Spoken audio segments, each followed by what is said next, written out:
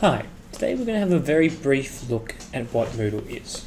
Now I have saved Moodle into my bookmarks here, okay? So I'm going to open it up via my bookmarks because then I'll never lose my Moodle page. Now let's go home first and I'll show you, this is what it will look like. All of the Moodle pages you are enrolled in exist here, okay? For the sake of this, I'm going to be looking at Marcus Pedersen's test course.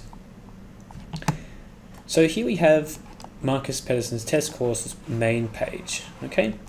Now in the top right hand corner you have the turn editing on button. To turn editing on, you click that button and then you'll see it says turn editing off. Okay, so now you know editing is on and then little edit buttons will appear. Okay, so before you can make any changes, always make sure you have turn editing on. Now you can see a lot of information here. Don't be overwhelmed. Let's not even look at that for the moment, okay? We're just scrolling down and looking. So you have a set template, so you don't have to create before you begin keep in touch, module overview, assessment and so on. That's already been created for you and you'll receive that when your course is launched. Okay, so all of this is given to you. Now what are some important things to note are, well, really, what is Moodle? Think of Moodle as the skeleton for your online or blended course. You can't just rely on Moodle alone. You have to bring in external programs to make it more engaging and more enticing to students. But Moodle is the best place to build off, okay? So it has a fantastic structure that you can slowly add new things, creating a more enticing environment. So let's create our first thing on Moodle. Now I'll call them things because there are lots of different names, okay? So let's go to before you begin. So that'll take us through.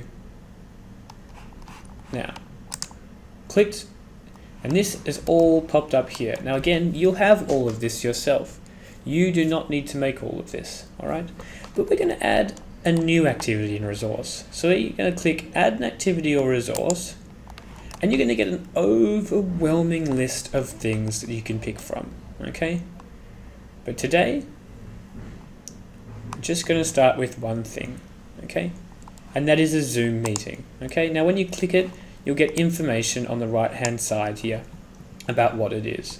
So if you click quiz, there's all the information you need to set up a quiz. And here is all the information you need to know about Zoom and how it works. So we click add.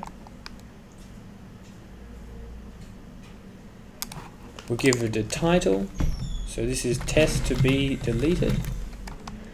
We can include a description, so this will show up only if you tick the box below.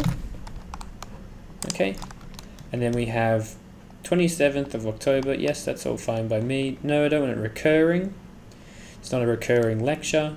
Passcode, I'm going to make 000 and I'm going to include that in the description, so passcode is 000. Wouldn't change any of the other information, and if you have a guest from outside of UCL, make sure to unclick this box here, okay? And then if you have an alternative host within UCL, you can add their email address in the alternative host section. So let's save and return to course.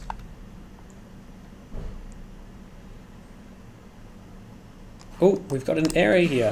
Now this will always occur if you haven't logged into Zoom. Now we know how to do that because we go up to ucl.zoom.us, we sign in, and we come to the new page where we need to be.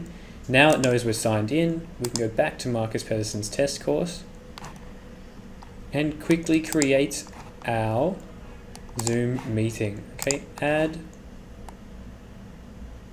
now, test, display, yes, change this, we're going to keep that as is, passcode is that, save and return to course.